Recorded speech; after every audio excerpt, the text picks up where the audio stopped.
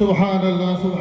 ابھی آپ کے سامنے ہم سب کے مربی و مشفق علی جناب عزت مآب حشمت اللہ صاحب زیدت علیہم اپنے نازیانہ کلمات سے نواز رہے تھے اور بہت مختصر وقت میں بہت کام کے باتیں ہم سب کو بتا گئے ہیں. آئیے اس ناصحانہ کلمات کے بعد میں آج کے جو مقرر خصوصی اور مہمان خصوصی حضرت مولانا ابن عباس امیر جماعت بارابنکی جو ہمارے درمیان میں تشریف فرما ہے، بلا کسی تمہید و تاخیر کے حضرت مولانا سے میں گزارش کر رہا ہوں کہ آپ تشریف لائیں اور اپنے مواعظ حسنہ سے ہم سب کو مستفید فرمائیں.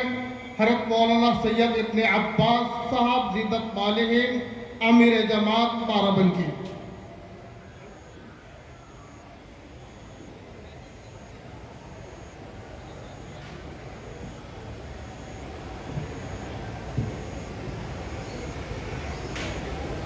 لا حول ولا قوة إلا بالله العلي العظيم. أعوذ بالله من الشيطان الرجيم. بسم الله الرحمن الرحيم. الحمد لله رب العالمين والعاقبة لأهل التقوى واليقين والجنة للموحدين والنار للمشركين والكافرين. الصلاة والسلام على المصطفى الأمجد المحمود الأحمد أبي القاسم محمد. اللهم صل على محمد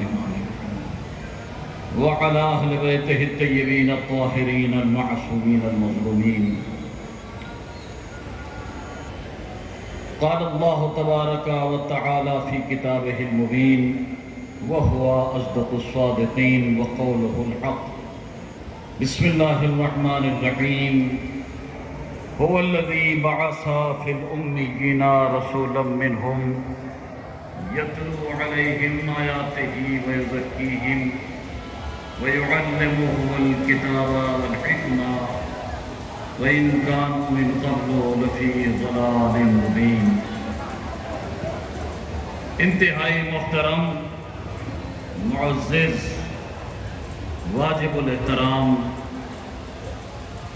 ڈائس پر بیٹھے ہوئے علماء کرام، شعراء اور ہمارے دیگر معزز سامعین کرام،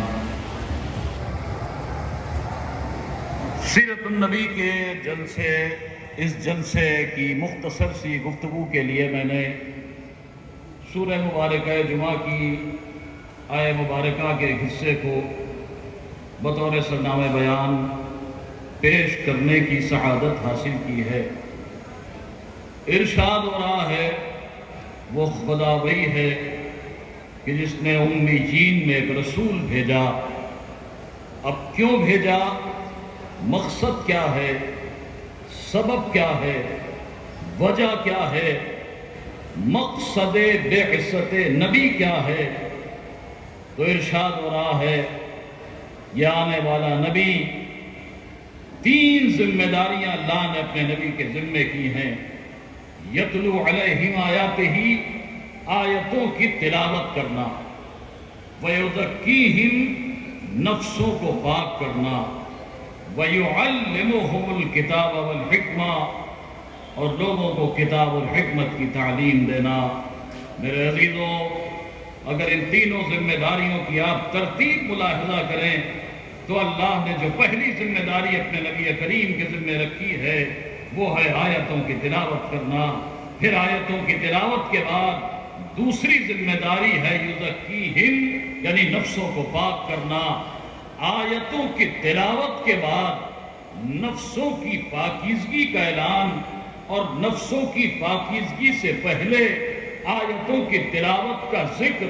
یہ اس بات کی دلیل ہے کہ یہ قرآن فقط قرآن پاک ہم زبان سے نہیں کہتے ہیں، بلکہ یہ اتنی پاکیزہ کتاب ہے کہ اس کی آیتوں کو پڑھ پڑھ کر نبی لوگوں کے نفسوں کو پاک کیا کرتے، اور پھر اس کے بعد وَيُعَلِّمُهُمُ الْكِتَابَ وَالْحِكْمَةَ کی کتاب اور حکمت کی تعلیم کا ذکر اس بات کی دلیل ہے کہ اس کتاب حکمت میں لکھی ہوئی حکمت کی باتیں اس وقت تک انسان کے لیے فائدہ مند نہیں ہو سکتی جب تک کہ نفسوں کو گناہوں سے پاک نہ کر لیا جائے۔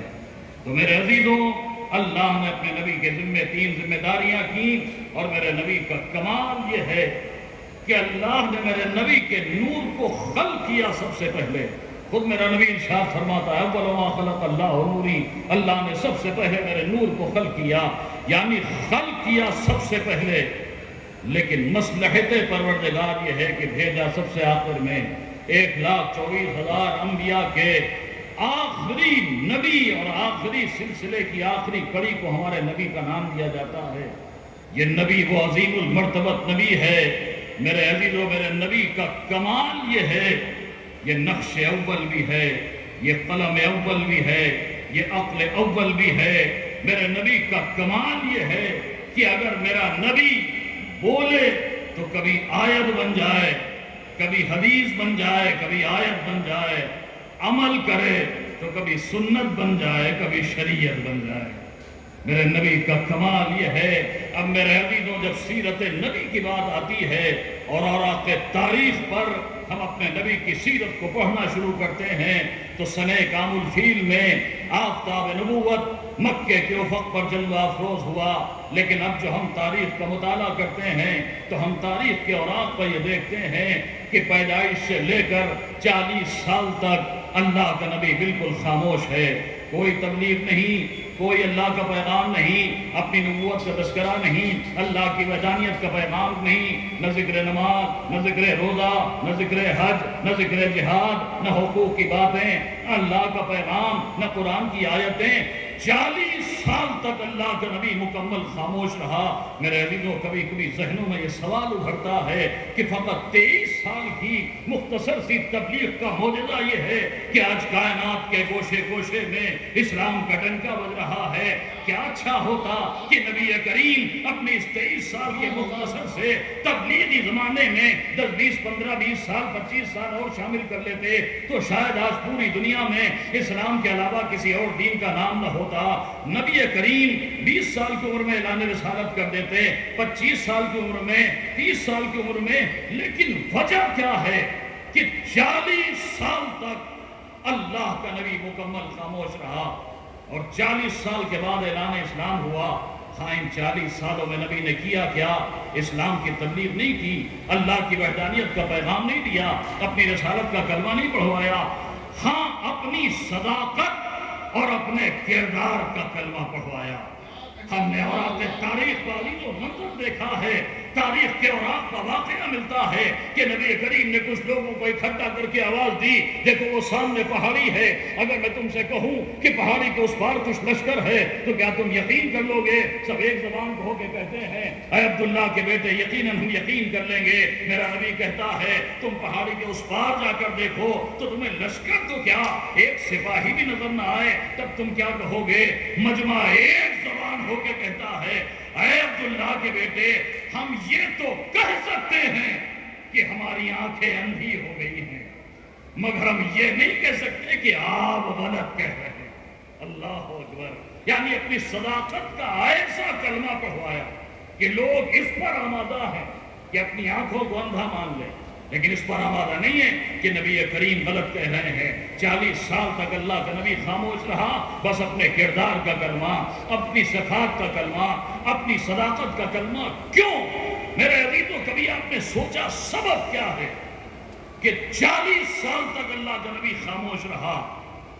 اگر اس حکمت کو سمجھنا ہے تو ذرا سا یوں سمجھیے، مثلاً ایک خطہ زمین ہو کہ جس پر عرصہ دراز سے بارش نہ ہوئی ہو، سورج کی تند و تیز شعاؤں نے اس زمین کو بنجر بنا دیا ہو، وہ زمین تپ رہی ہو، وہ زمین سلگ رہی ہو، وہ زمین کھنکھڑ ہو چکی ہو، وہ زمین خشک ہو چکی ہو، وہ زمین بنجر ہو چکی ہو، اب ایسے عالم میں اگر آپ چاہیں کہ اناج کے چند دانے اس زمین پر بکھیر دیں تو میرے عزیزو مجھے بتائیں کیا کائنات کا کوئی عقل و خرد رکھنے والا یہ کہے گا کہ سوکھی بھی بنجر زمین پر، تپتی بھی زمین پر بکھرے ہوئے اناج کے دانے فصل میں تبدیل ہوں گے، یہاں غلہ پیدا ہوگا، یہاں اناج پیدا ہوگا؟ نہیں، ہر عقل والا کہے گا یہ جانیں جل کر راکھ تو ہو جائیں گے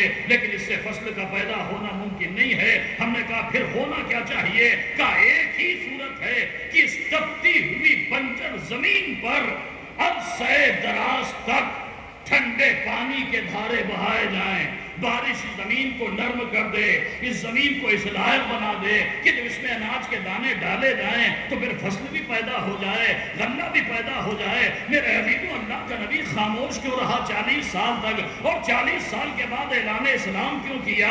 40 سال تک اللہ کے نبی نے عرب کی جہالت اور گمراہی میں تپتی ہوئی زمین پر اپنے کردار کے ٹھنڈے پانی کی بارش کی۔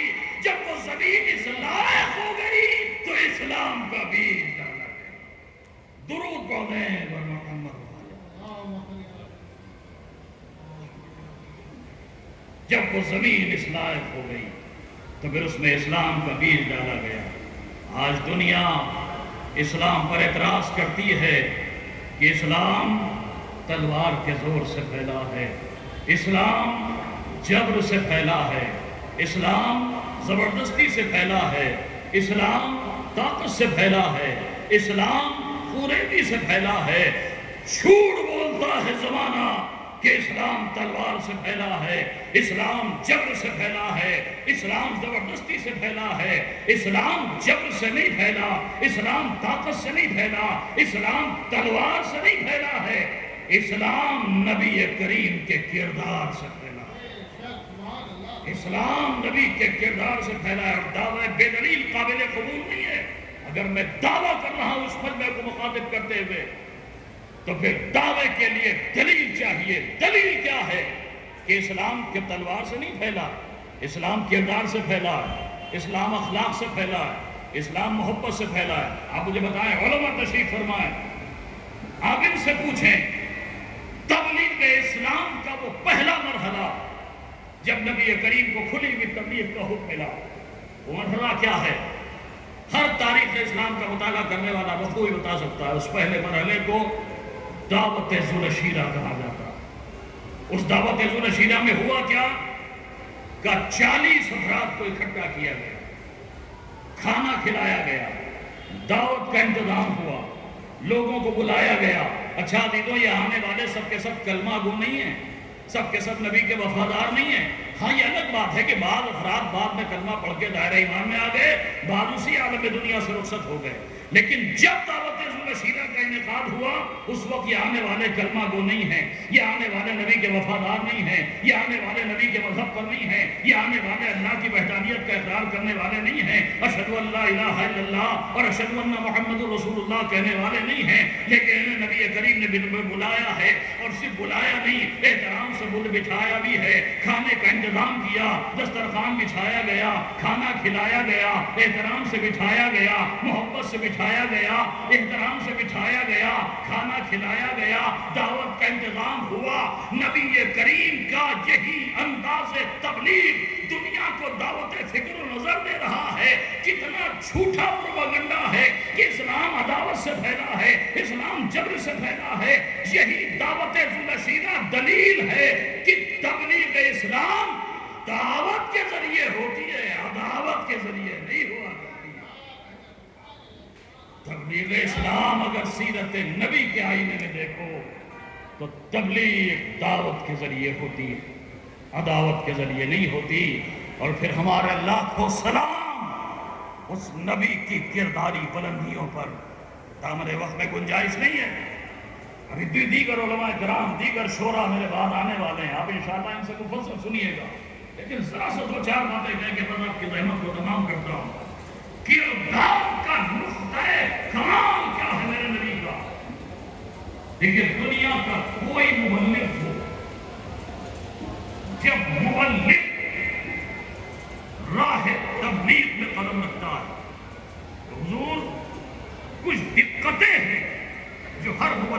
سامنے آتی ہیں حضرت مولانا احمد میری تعریف فرمائیں گے، اس لیے کہ بہرحال ہم سب کا تعلق ایک ہی صنف سے ہے۔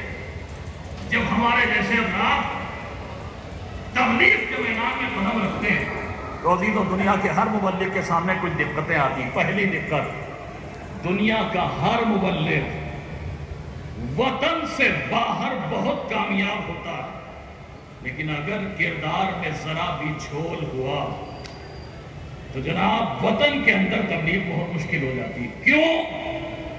مولانا موصوف وطن کے باہر گئے جہاں پہلی بار لوگ دیکھ رہے ہیں، بڑے دھڑلے سے تبلیغ کی، نماز پڑھنا واجب، چھوڑنا حرام۔ لوگوں نے سن بھی لیا، عمل کرنے ہوئے تیار ہو گئے۔ کیوں؟ قبلہ فرما رہے ہیں، مولانا فرما رہے ہیں، حضرت فرما رہے ہیں۔ لیکن یہی بات وطن کے اندر کہی اگر کردار میں ذرا بھی جھول ہے تو ایک مرتبہ لوگوں نے اوپر رومال رکھ کے مسکرانا شروع کیا۔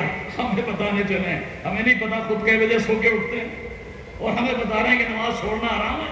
تو صاحب اگر کردار میں ذرا بھی جھول ہے، باہر گئے، کسی کے مال پہ قبضہ کرنا حرام، رزق حلال حاصل کرنا ضروری، لوگوں نے سن بھی لیا، عمل بھی کر لیا۔ لیکن یہی بات وطن میں کہی اگر کہیں پر ذرا سی بھی گڑبڑی ہے تو فوراً لوگوں نے اشارہ کرنا شروع کر دیا، اس کھیت کے بارے میں کیا خیال ہے، کتنا آپ کے لیے وہ جائز ہے جو آپ کے پاس ہے، آپ کے قبضے میں۔ یعنی کردار میں ذرا بھی جھول ہے تو وطن کے اندر تبلیغ بہت مشکل ہے، وطن کے باہر آسان ہے۔ اچھا وطن میں بھی اپنے خاندان کے باہر آسان ہے، لیکن خاندان والوں کو سمجھانا بہت مشکل ہے۔ اس لیے کہ جیسے ہی کوئی مبلغ آگے بڑھا 2 4 10 8 سال 10 سال مدرسوں میں پڑھنے کے بعد ادھر تبلیغ کرنے کے لیے آیا اور اپنے خاندان کے درمیان جیسے ہی سمجھانا شروع کیا، اچھا تو اب ان کا مقصد ہم سب کا لیڈر بننا ہے، جس خاندان سے یہ ہیں اسی سے ہم بھی ہیں، ایک ہی خاندان کے، اور ہمیں سمجھانے چلیں گے، لیڈر بننا چاہتے ہیں، یہ خاندان میں سب سے اوپر جانا چاہتے ہیں۔ آسان نہیں ہوتا ہے سمجھانا۔ اچھا خاندان میں بھی چھوٹوں کو سمجھانا آسان ہوتا ہے، لیکن صاحب بڑوں کو سمجھانا، ادھر مبلغ تبلیغ کرنے کے لیے کھڑا ہوا، 8 سال مدرسے میں پڑھ کے فارغ ہو کے آئے، اب جو تقریر کرنے سے کھڑے ہوئے، ایک چچا ادھر بیٹھے ہیں، ایک دادا ادھر بیٹھے ہیں، ایک نانا ادھر بیٹھے ہیں، ایک بڑے بھائی ادھر بیٹھے ہیں، جیسے ہی انہوں نے تبلیغ کرنا شروع کی، اچھا تو ہمارے سامنے کھیل کے بڑے ہونے والے ہیں، اتنے قابل ہو گئے کہ ہمیں سمجھانے چلے، ہمارے سامنے ہماری آگوش میں کھیلنے والے آج ہم پر اعتراض کر رہے ہیں۔ تو عزیزوں یہ ساری دقتیں جو دنیا کے ہر مبلغ کے سامنے ہوتی ہیں، لیکن میری جانیں قربان ہو جائیں، نبی کی کردار کی بلندیوں پر کھلی ہوئی تبلیغ کی شروعات ہوئی تو وطن سے باہر نہیں ہو رہی ہے، وطن کے اندر ہو رہی ہے۔ دعوت ذو رشیدہ وطن میں ہے، دعوت ذو رشیدہ میں آنے والے ہر مبلغ کے لیے خاندان سے باہر آسان، خاندان کے اندر مشکل، لیکن یہ دعوت ذو رشیدہ میں آنے والے سب کے سب خاندان عبد المطلب سے ہیں، سب کے سب نبی کے رشتہ دار ہیں، سب کے سب نبی کے خاندان سے ہیں۔ اچھا اس خاندان والوں میں بھی نبی کے لیے تبلیغ کرنا کتنا مشکل ہے، اس لیے کہ چھوٹوں کو سمجھانا آسان ہوتا ہے، بڑوں کو سمجھانا مشکل ہے۔ یہاں انگلیوں پر گننے بھر کے 1-2 افراد کے علاوہ سب کے سب تقریباً نبی سے بڑے ہیں، لیکن کہیں سے تبلیغ کی شروعات ہوتی ہے، وطن سے تبلیغ، خاندان سے تبلیغ، اپنے سے بڑوں سے تبلیغ۔ یہ میرے نبی کے کردار کا معجزہ نہیں تو اور کیا ہے کہ دنیا کا ہر مبلغ جن منزلوں پر جا کے فیل ہو جائے، نبی کریم اسی راہ پر چل کر کامیابیوں کی منزلیں معراج ہوتا ہے۔ درود پڑھ دیں اور محمد میرے عزیزوں، یہ نبی کریم کے کردار کا معجزہ نہیں، بس ختم کر رہا ہوں۔ جو وقت مجھے دیا گیا تھا وہ تقریباً ختم ہو رہا ہے، مجھ سے کہا گیا تھا 15 سے 20 منٹ اور تقریباً 20 منٹ ہونے والے ہیں، لہٰذا بس جلدی جلدی اپنی منزلوں کو آگے بڑھا رہا ہوں، ختم کر رہا ہوں۔ اسلام تلوار سے نہیں پھیلا، اسلام نبی کے کردار سے پھیلا ہے۔ بہت واقعات کا سنا ہے، حذیفہ جو ہر روز نبی پر کوڑا پھینکتی ہے، ہر روز گھر سے گزر ہو رہا، ان میں سے کوئی ہوتا 1 دن 2 دن 3 دن، بس اب اس سے زیادہ برداشت نہیں ہو سکتا، بس بہت ہو گیا، اتنی گستاخی۔ میرے نہ بولنے کا مطلب یہ ہے کہ کمزور سمجھ رکھا ہے، چوتھے دن آستینیں چڑھ جاتی، بہت ہو گیا، اب اس سے زیادہ برداشت نہیں ہوگا۔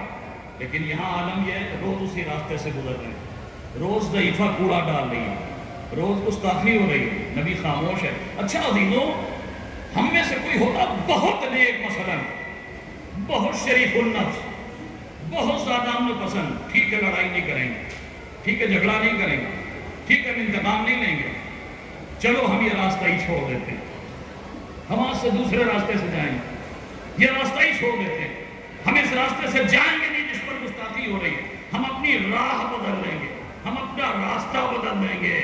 لیکن میرے عزیزوں، وہ اپنا راستہ کیا بدلے جو بھٹکے ہوں کو راہ پر لگانے، لہذا ہر روز اسی راستے سے گزر ہو رہا ہے، وہی گستاخی، وہی کوڑا، وہی ضعیفہ۔